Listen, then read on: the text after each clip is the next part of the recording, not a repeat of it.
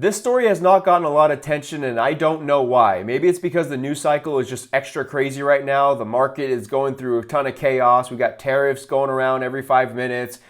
We had the Tesla thing on Tuesday at the White House. We have Democrats freaking out about everything. We have this CR bill going down right now. But Tulsi Gabbard's first move as DNI was a huge middle finger to Joe Biden and everyone that basically pushed the Russia disinformation letter that really harmed Trump in the 2020 election. Obviously, there was a lot of things that happened during that election, but at the end of the day, this Russia story was one of the big pieces of propaganda that the Democrats and Joe Biden used to get him into the White House. And finally, payback has been handed down. And it's come from this woman right here, Tulsi Gabbard, and I cannot wait to get into this with you because it's one of my favorite topics to talk about. So before we get started with everything, my name is Clayton Kearns. As always, please make sure to like this video. It helps us out so much. It takes just 1 second, so just do it real quick. And if you haven't already subscribed, please make sure to do so. We're pumping out videos like this all the time. So check this out. Per the directive from President Trump, I have revoked security clearances. Let me make this a little bit bigger for you. I have revoked security clearances and barred access to classified information for Anthony Blinken, Jake Sullivan, Lisa Monaco, Mark Zaid, Norman Eisen, Letitia James, Alvin Bragg, Andrew Weissman, along with the 51 signers of the Hunter Biden disinformation letter. The president's daily brief is no longer being provided to former President Biden.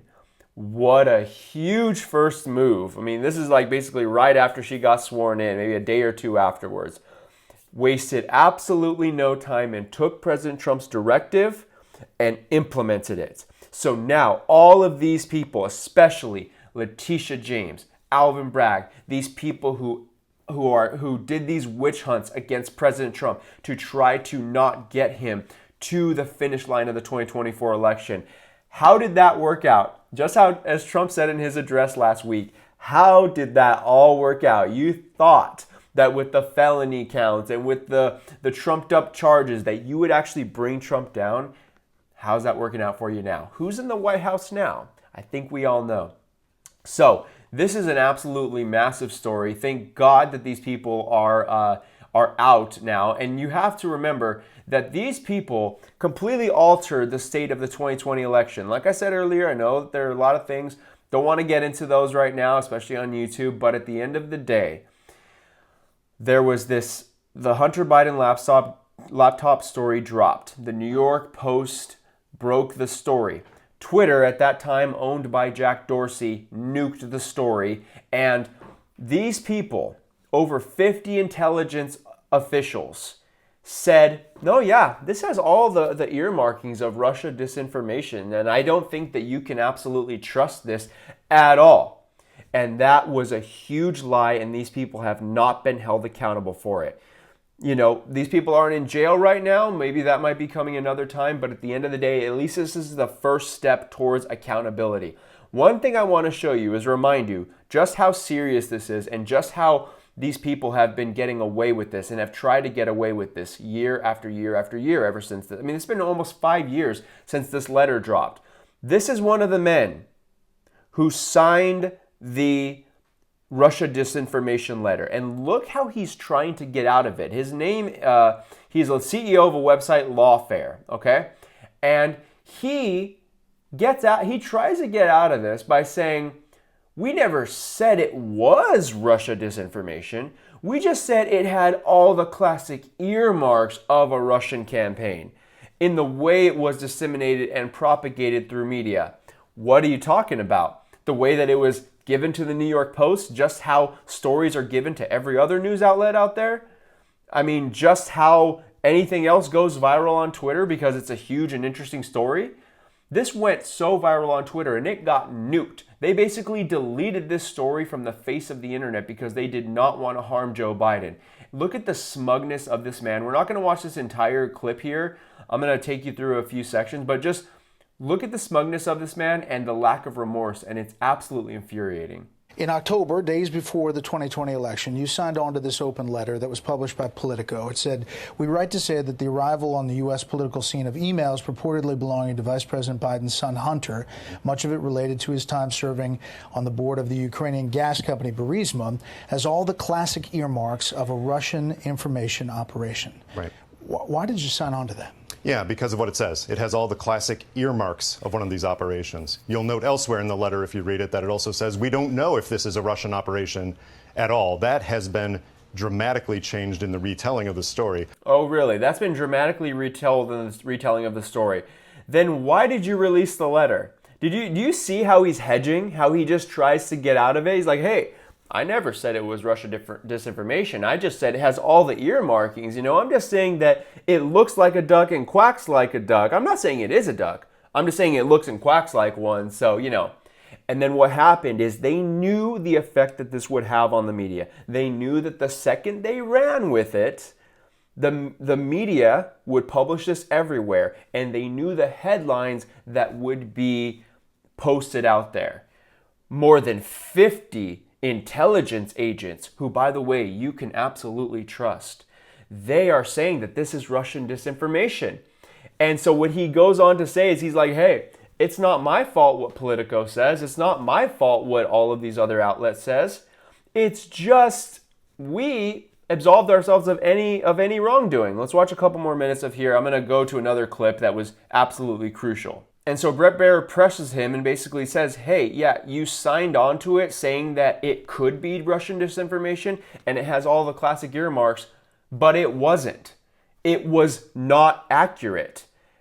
And then he continues to say, well, we never said it was, but you alluded to it. And Bret Baier does a really good job. But watch this clip about how it was used against Trump in this election. And it's absolutely infuriating. And it makes my blood boil. Tried and true one, and it's been successful in the past. But in this case, it was not true. It was not true. In fact, the New York Times found that these are authenticated. The Washington Post writes thousands of emails purportedly from the laptop computer of Hunter Biden are authentic communications that can be verified through cryptographic signatures from Google and other technology companies, say two security experts who examined the data. New York Post, who did the story first, says, holy cow, here are these other verifications. And then in the debate, right before the election, now President Biden used it. Take a listen. We're talking about the issue from hell. President Trump, we're talking about race right now, and I do want to stay on the issue of race. President Trump, I have to respond to that. Please, because look, there are 50 former national intelligence folks who said that what he's accusing me of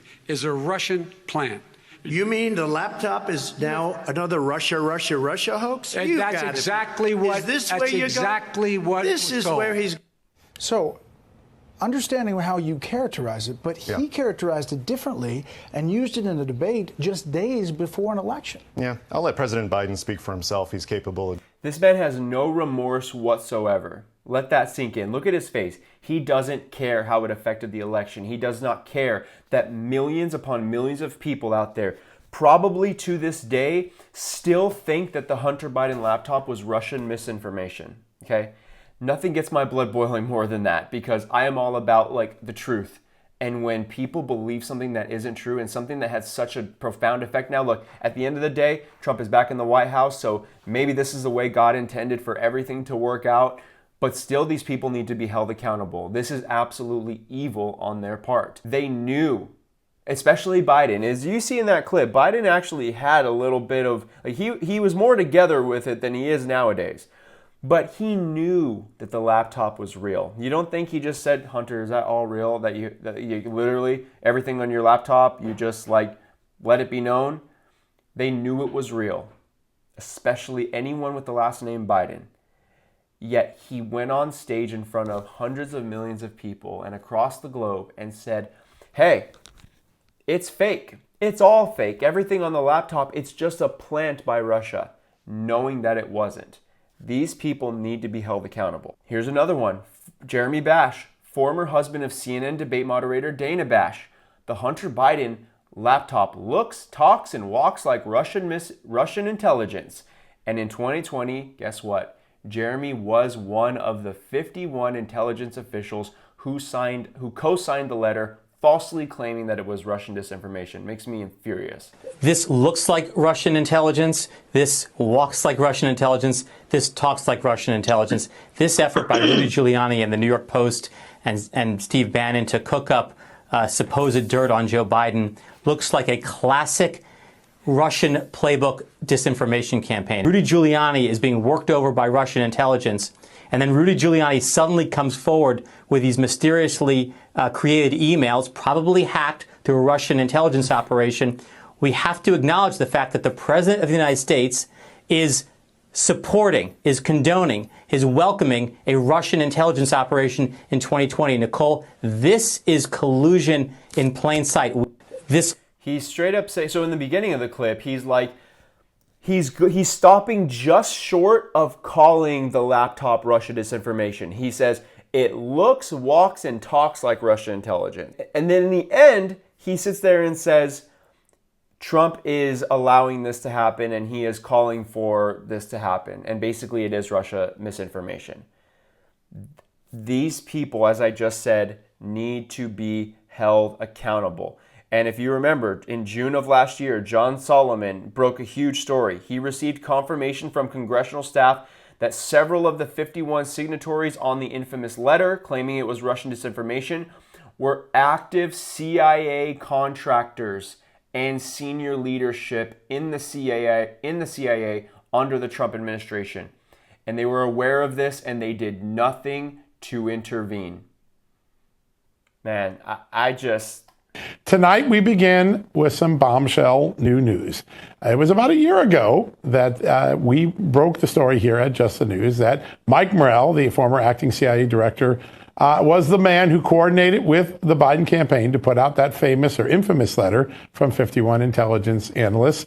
We now know that the claims in that letter long ago were disproven. The laptop is real. But tonight we're going to bring you to a new territory.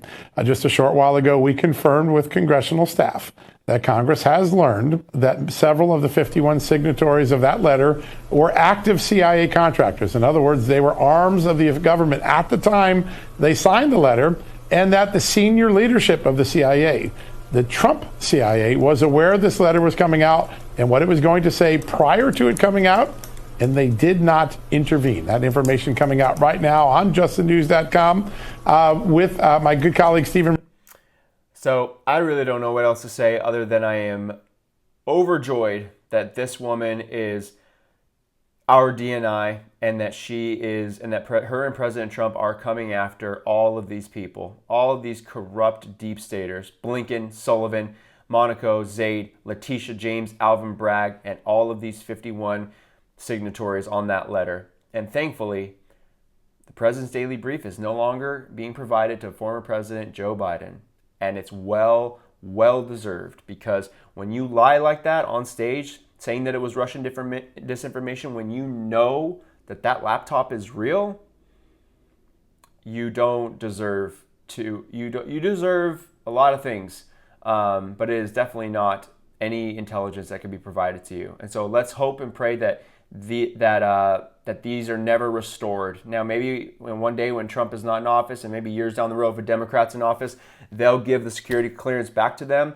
But for now, it's been revoked. So please let me know in the comments below what you think about Tulsi's move, what you think should happen to the people who lied and spread so much propaganda and disinformation about Trump and Russia over the years. And once again, as always, if you like this video, please make sure to like and subscribe. Really appreciate you. Talk soon.